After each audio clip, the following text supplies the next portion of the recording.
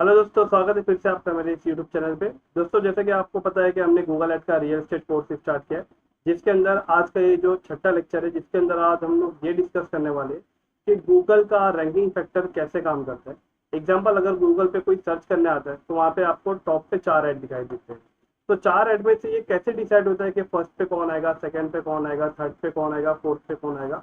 तो इसके लिए गूगल के कुछ रैंकिंग फैक्टर है जिसको आज हमें समझना बहुत जरूरी है, क्योंकि ये सारे लेक्चर, ये जो छोटे छोटे हम जो थ्योरी लेक्चर कवर कर रहे हैं, ये हमें हेल्प करेगा आगे एडवांस चीज़ों को समझने के लिए।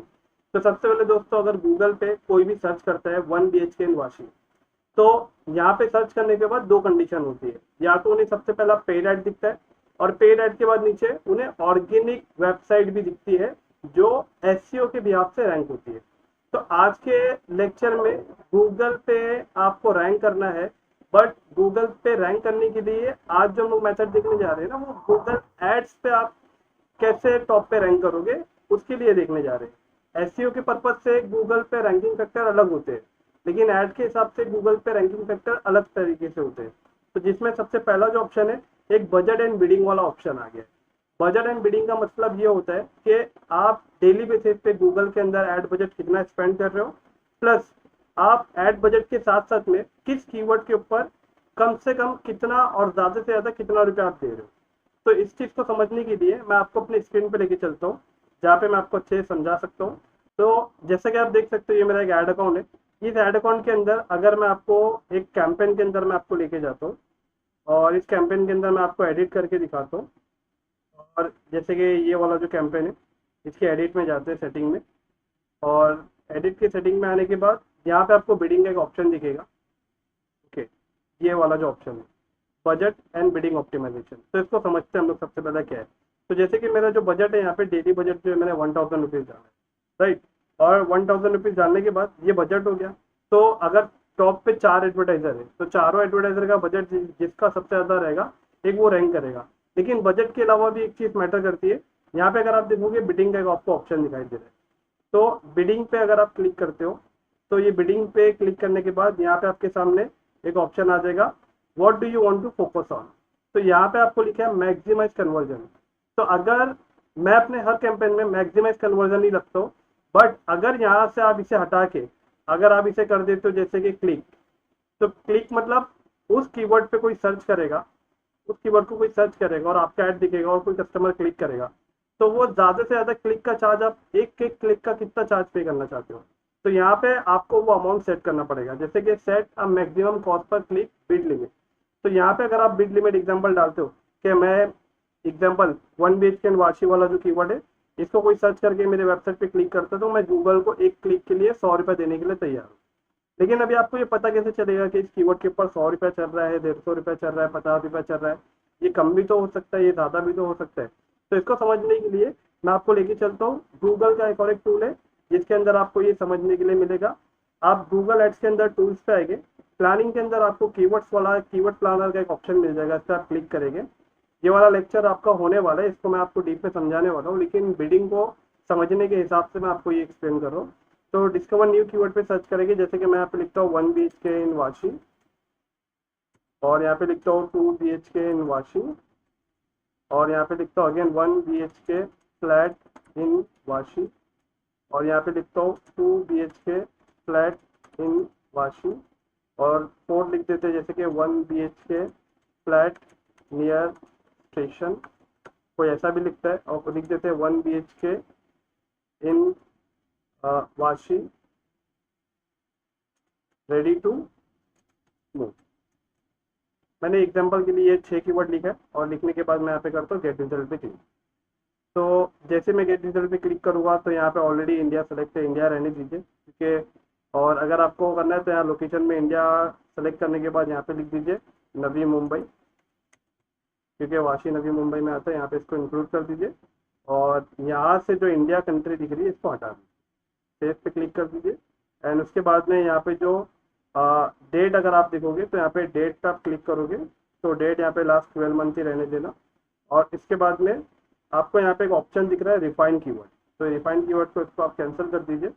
और यहाँ से आप देखोगे तो आपको टोटल 78 कीवर्ड्स गूगल ने आपको आइडिया दिए। तो एग्जांपल अगर आप यहाँ पे देखोगे, तो यहाँ पे 1 BHK इन वाशी, इसको मंथली सर्चेस मिल रहे हैं 100 से 1000, जिसके ऊपर 900 प्लस चेंजेस है।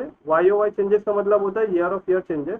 इस पे कंपटीशन ज़्यादा हाई नहीं है, मीडियम है। बट अगर आप देखोगे इसके ऊपर चार्ज कितना लगा है, इस कीवर्ड के ऊपर मतलब कम से कम और ज़्यादा से ज़्यादा चार्ज कितना लग रहा है इस कीवर्ड पे, कम से कम चार्ज जो लग रहा है, जैसे कि यहाँ पे आप देखोगे टॉप ऑफ पेज बीट लो, तो यहाँ पे अगर आप देखोगे ना तो इस कीवर्ड के ऊपर आपको 2 रुपए से 100 रुपए तक, मतलब 2 रुपए से लेके 32 रुपए तक यहाँ पे इस कीवर्ड के ऊपर चार्ज पड़ रहा है। देखिए दोस्तों, ये गूगल का जो कीवर्ड प्लानर है ये आपको एक एस्टिमेट अमाउंट बताता है, लेकिन एग्जैक्टली ये अमाउंट काम नहीं करता है। और किसी किसी केसेस में काम करता है, किसी किसी केसेस में, मतलब मोस्ट ऑफ केसेस में काम नहीं करता है। यहाँ पे भले आपको गूगल बता रहे कि 1 BHK इन वाशी, इस कीवर्ड के ऊपर गूगल आपको ज्यादा से ज्यादा 32 रुपया चार्ज करेगा, लेकिन एक्चुअली में होता है क्या है, कभी कभी इस कीवर्ड के ऊपर हाई कॉम्पिटिशन होने की वजह से तो वो क्लिक का पैसा बढ़ जाता है। तो एक्चुअली में जब आप ऐड रन करते हो तो आपको कीवर्ड का ये जो हाई बिट वैल्यू है ये कभी कभी आपको 100 रुपया देखने मिलता है, 80 रुपया देखने मिलता है, 150 रुपया देखने मिलता है, बट डिपेंड करता है कि आपकी ऐड की रिलेवेंसी कैसी है। तो यहाँ पे आप देख सकते हो जैसे कि 2 BHK इन वाशिंग, अगर ये कीवर्ड है तो इस कीवर्ड के ऊपर मंथली सर्चेस 100 से मतलब 10 से 100 आ रही है। इस पे कॉम्पिटिशन मीडियम है और इसका पैसा जो दिख रहा है आपको 2 रुपए से लेके 100 रुपए तक, मतलब इसके ऊपर हाई बिडिंग जो है वो 100 रुपए तक है। तो यहाँ से आप एक अंदाजा लगा सकते हो कि यहाँ पे आपको मतलब अगर आप बिडिंग लगा रहे हो तो बिडिंग लगाने के टाइम पे यहाँ पे आपको डिसाइड करना होता है कि यहाँ पे आप एक क्लिक का चार्ज कितना पे कर रहे हो। तो अगर आपने एग्जांपल आपके ऐड के अंदर आपने 50 कीवर्ड आपने रखा है और 50 कीवर्ड के अंदर आपने एवरेज निकाला है कि हर कीवर्ड के ऊपर 10 रुपए से लेके 100 रुपए तक तो जाहिर है, तो यहाँ पे आप मैक्सिमम के आपको 100 रुपये आप रख सकते हो। बट मैं आपको ये फोकस बोलूंगा, मैं आप मतलब मेरे कहने का मतलब ये, आप क्लिक पे फोकस मत कीजिए, आप यहाँ पे मैक्सिमाइज नंबर ऑफ कन्वर्जन रहने दीजिए, इसे गूगल के ऊपर छोड़िए, क्योंकि आपके जो कीवर्ड है ना, कीवर्ड के ऊपर बिड लगाने से आप गूगल को रेस्ट्रिक्ट कर दे रहे हो, उसके हाथ को बांध दे रहे हो आप। तो यहाँ पे आप जो ज्यादा फोकस करेंगे वो बिडिंग के अंदर मैक्सिमाइज नंबर ऑफ कन्वर्जन के ऊपर आप फोकस करोगे, जिससे क्लिक आने के बाद फॉर्म बनने के चांसेस काफी होते हैं। तो आई होप कि आपको ये बिडिंग वाला पार्ट समझ में आया। ओके, ये पार्ट था बजट एंड बिडिंग का। उसके बाद में सेकंड वाला जो रैंकिंग फैक्टर डिपेंड करता है एड कॉपी रिलेवेंसी। तो एड कॉपी रिलेवेंसी को समझाने के लिए मैंने आपके सामने एक डिजाइन बनाया है। जैसे गूगल ऐड आपने रन किया और आपने गूगल ऐड के अंदर आपने कुछ कीवर्ड दिए है, तो गूगल ऐड के अंदर मान के चले आपने 50 कीवर्ड डाले, 50 कीवर्ड में से कोई एक कीवर्ड को यूजर गूगल पे आके सर्च करता है। तो एग्जाम्पल 1 BHK इन शिरपट अगर उसने लिखा है, तो इसके सर्च करने के बाद तो ये कीवर्ड के ऊपर जितने भी टाइप के ऐड चल रहे हैं, जितने भी ऐड रन कर रहे होंगे यूजर, तो एडवर्टाइजर के ऐड यहाँ पे दिखना स्टार्ट हो जाएगा।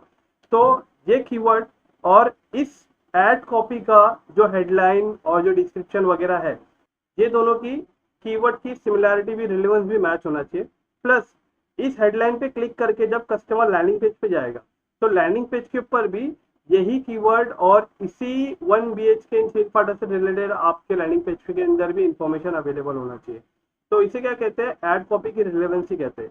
ऐड कॉपी की मोस्ट जो रिलेवेंसी जो डिपेंड करती है वो आप जब ऐड सेटअप करते हो तो उसके अंदर जो आप हेडलाइन लिखते हो, उसके अंदर जो आप डिस्क्रिप्शन लिखते हो, उसके अंदर आप जो लॉन्ग हेडलाइन लिखते हो, उसके अंदर जो आप एसेट्स को जो ऐड करते हो, और ये सारा कुछ ऐड होने के बाद आप गूगल ऐड के अंदर जो कीवर्ड दे रहे हो वो कीवर्ड के ऊपर ही ये सारे हेडलाइन ट्रिगर होने वाले। तो डिपेंड ये करता है कि आपने जो गूगल ऐड के अंदर जो कीवर्ड रखा है वो यूजर जो सर्च करेगा वो, उसे जो आपका ऐड दिखने वाला है वो, और लैंडिंग पेज पे जो कंटेंट है वो, ये सब की रिलेवेंसी होना बहुत जरूरी है, क्योंकि ये एक रैंकिंग फैक्टर का कोर फैक्टर है। तो ये वाला जो है second part, add copy relevancy, ये मैं आपको जब हम लोग ऐड रन करेंगे तो मैं आपको बताऊंगा कि आपको ये ऐड कॉपीराइट कैसे लिखना है। इसके बाद तीसरा फैक्टर जो है वेबसाइट का पेज लोडिंग टाइम। एग्जांपल, इसके लिए गूगल ने आपको एक टूल दिया है जिसका नाम है पेज स्पीड इनसाइट। इस टूल पे जाने के बाद आप अपना वेबसाइट का यूआरएल इंटर करोगे और इंटर करने के बाद आप जैसे सबमिट पे क्लिक करोगे तो आपके वेबसाइट का लैंडिंग पेज जो है, आपका जो लैंडिंग पेज जो आप गूगल ऐड में इस्तेमाल कर रहे हो उसका लोडिंग टाइम कितना अच्छा है। एग्जाम्पल के तौर पे अगर मैं आपको इस पॉइंट को समझाऊं, अगर कोई कीवर्ड आपका सर्च करता है, आपका ऐड दिखता है और आपके ऐड पे क्लिक भी करता है, और क्लिक करने के बाद आपका वेबसाइट लोड ही नहीं हो रहा है, आपका वेबसाइट ओपन ही नहीं हो रहा है, तो यूजर यहाँ पे क्या करता है, बाउंस हो जाता है, बैक हो जाता है और वो किसी दूसरे के ऐड पे क्लिक कर देता है। और फिर वहाँ पे जाके उसे इन्फॉर्मेशन मिलती है, वहाँ पे वो फॉर्म फिल करता है। तो वो फॉर्म तो आपको मिल सकता था, वो कस्टमर आपका भी फॉर्म फिल कर सकता था, लेकिन उस कस्टमर ने बैक क्यों हुआ? क्योंकि आपका पेज लोडिंग ही नहीं दे रहा था।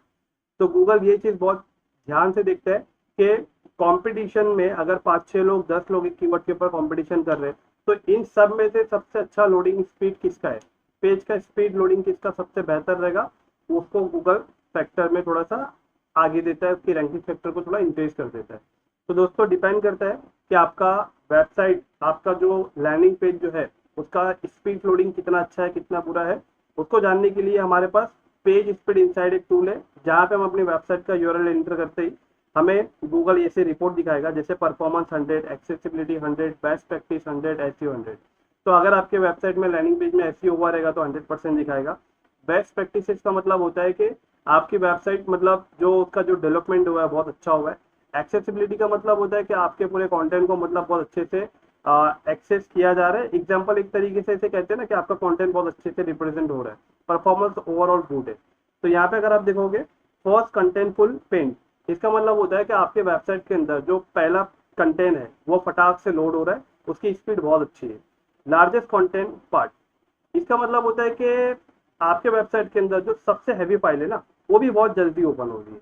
फिर टोटल ब्लॉक टाइमिंग, आपके वेबसाइट के अंदर जो ब्राउजर है उसके अंदर ब्लॉक टाइम जो है वो 0 है, मतलब ओवरऑल आपका ये सारा कुछ अच्छा है। क्युमुलेटिव लेआउट का मतलब होता है कि आपके वेबसाइट के ऊपर कोई भी लेआउट या कुछ भी एलिमेंट यहाँ वहाँ नहीं खसक रहा है, जब भी ओपन हो रहा है तो पूरा स्ट्रक्चर के साथ ओपन हो रहा है। तो कहने का मतलब ये कि ये आपका एक तीसरा फैक्टर है जिसके अंदर गूगल डिसाइड करता है कि आपकी आपकी रैंकिंग गूगल पे कैसी होना चाहिए। उसके बाद में दोस्तों गूगल एड्स की रैंकिंग फैक्टर का जब ये सब कुछ कवर हो जाता है तो गूगल इस तरीके से देखता है कि ओवरऑल आपका बजट कितना है। बजट के बाद आपके एड कॉपीराइट जो एड रेलिवेंसी जो मैं आपको बता रहा हूँ वो उसको एनालाइज करता है। फिर उसके बाद में से आपकी पेज लोडिंग टाइम कितनी अच्छी है कितनी अच्छी नहीं है उसको देखता है। और उसके बाद में लास्ट में जो आपके सामने ऑप्शन आता है वो पेज एक्सपीरियंस। पेज एक्सपीरियंस का मतलब कि अगर कोई कस्टमर आपके वेबसाइट पे क्लिक कर रहा है, मान के चलिए मेरे वेबसाइट पे आज 10 लोगों ने क्लिक किया, मुझे 2 फॉर्म भरा कस्टमर ने, और मेरे कंपटीटर की वेबसाइट पे गया और मेरे कंपटीटर की वेबसाइट पे भी आज दिन भर में मान के चलिए 10 क्लिक आ गए, 10 क्लिक में से उसको 3 फॉर्म फिल हो गया, और दूसरे कस्टमर को 4 फॉर्म, चौथे कस्टमर को 6 फॉर्म फिल हो गया। तो गूगल इससे एनालाइज करता है कि जिसके फॉर्म ज्यादा फिल हो रहे हैं ना, तो गूगल को लगता है कि वो मेरे कस्टमर को ज्यादा वैल्यूबल नॉलेज प्रोवाइड कर रहा है, मतलब उसका कंटेंट बहुत हेल्पफुल है, तभी यूजर उसके वेबसाइट पे जाके ज्यादा से ज्यादा फॉर्म फिल कर रहे हैं। तो गूगल कन्वर्जन भी देखता है कि किसके वेबसाइट पे कन्वर्जन कितना अच्छा हो रहा है। तो कन्वर्जन का मतलब क्या होता है, जिसके वेबसाइट पे कन्वर्जन अच्छा हो रहा है तो इसका मतलब उसके लैंडिंग पेज का एक्सपीरियंस अच्छा है, काफी बेहतर है हमसे। तो इसके लिए गूगल लैंडिंग पेज का जो एक्सपीरियंस है उसको भी पॉइंट में मेंशन रखता है रैंकिंग फैक्टर को बढ़ाने के लिए। इसके अलावा अगर आप वापस से देखो तो यहाँ पे गूगल एड के अंदर जो बजट एंड बिडिंग का ऑप्शन है, एड कॉपीराइट की जो रिलेवेंसी है, पेज लोडिंग टाइम जो है, और आपके पेज का जो एक्सपीरियंस है, ये 4 पॉइंट हो गए जो बहुत इंपॉर्टेंट रोल प्ले करते हैं आपके रैंकिंग फैक्टर को टॉप पे लाने के लिए। उसके बाद में अगर आप देखोगे तो आपको एक लास्ट ऑप्शन दिख रहा है एड स्कोर। एड स्कोर हमारे लिए इतना खास नहीं है, लेकिन गूगल की तरफ से इसे ऐड किया गया है। और एड स्कोर का मतलब मैं आपको बताता हूँ कि ओवरऑल जब आप ऐड सेटअप कर रहे होते हैं ना तो गूगल आपको एक रैंकिंग देता है, एक आपको स्कोर देता है कि 100 आउट ऑफ 86, 100 आउट ऑफ 75, मतलब आपको एक स्कोर दे रहा है। गूगल बोल रहा है कि इसको आप 100% कीजिए। तो देखिए कभी कभी क्या होता है, अगर आप उसको 100% करने जाते हो तो आपने अपने स्ट्रेटेजी से कैंपेन नहीं बनाया है, गूगल के रिकमेंडेशन से कैंपेन बनाया है। तो चौथा वाला पार्ट आप ट्राई कीजिए कि एटलीस्ट वो 85-90 तक आपका एड स्कोर रहे, क्योंकि जब हम कैंपेन बनाना स्टार्ट करेंगे तो इसके अंदर हम लोग इसके बारे में अच्छा डिस्कशन करेंगे। तो आशा करता हूँ दोस्तों कि गूगल का ये रैंकिंग फैक्टर वाला जो लेक्चर था वो आपको समझ में आया होगा। और ऐसी मोर वैल्यूबल कंटेंट के लिए हमें सब्सक्राइब कीजिए, और अगर हमारा कंटेंट आपको पसंद आ रहा है तो इसे ज़रूर सब्सक्राइब कीजिए और लाइक भी कीजिए। मिलते हैं नेक्स्ट वीडियो में। Thank you.